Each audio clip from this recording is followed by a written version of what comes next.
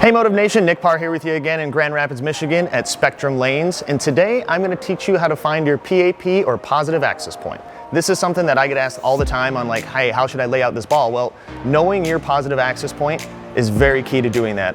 That allows us to know exactly what your release says about you and what kind of layouts will work best for you and won't work best for you.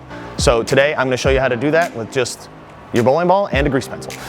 So first I'm just going to go throw a shot, and then I'll show you what I'm going to do to map out my track flare and then find where my positive access point is.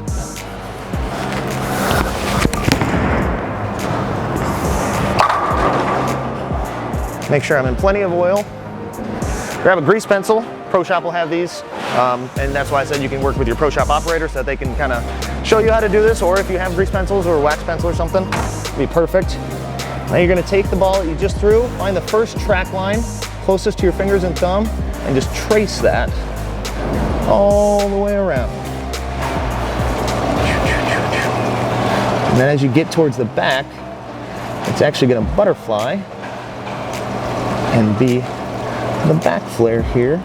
So the last one I see here, right about there. Just keep tracing it all the way around until they meet at the beginning again. Okay, now you've got a line all the way around your ball. What you're gonna do is take it and try to get it to where the line is at the same part of the ball all the way around as you spin it. So it's not crooked like this where I have a line further down here than the other side, if you can see that, or it's down here and then up here. I want it to be parallel the entire time around. When I have that pretty well set,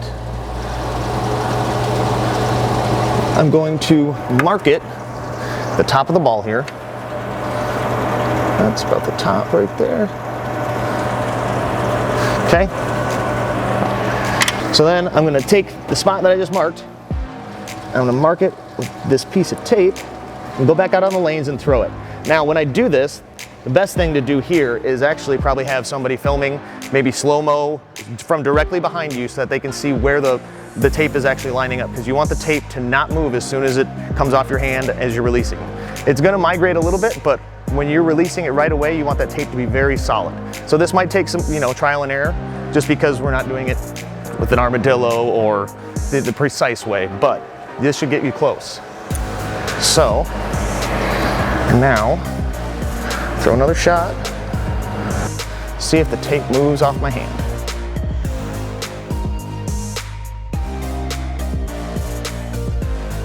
All right, so obviously you're probably gonna have somebody behind you either watching to see if the tape moves, or you can set up your phone, especially on slow-mo. It helps a lot to see if it actually does migrate off of there. So I just had Dan help me. Now after looking at the video that Dan just got of me in slow-mo, I was close with where I had my axis. I'm gonna move this tape just slightly off that point that I first had it on. We're gonna go slightly there. So, like I said, this is gonna take a couple times possibly, unless you get it on the first try, but we were pretty close that first time. So now, go back out on the lanes.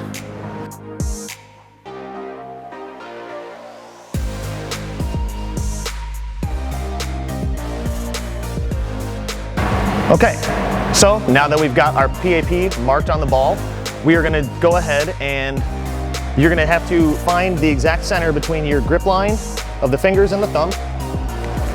And your Pro Shop operator will help you do this, obviously, because they're gonna have to measure there to there. You're gonna take this center line, which I did have on here because I just drilled this recently, but then you're gonna go all the way over to where you got the tape, and then up or down, depending on where the tape is. That's gonna be your positive access point. You're gonna wanna remember that. So I know that mine is actually 5 1/4 over and 1/8 up. So if I were to measure from directly between my fingers and thumb, go 5 1/4 over on that middle line, and 1/8 up, that would be my axis.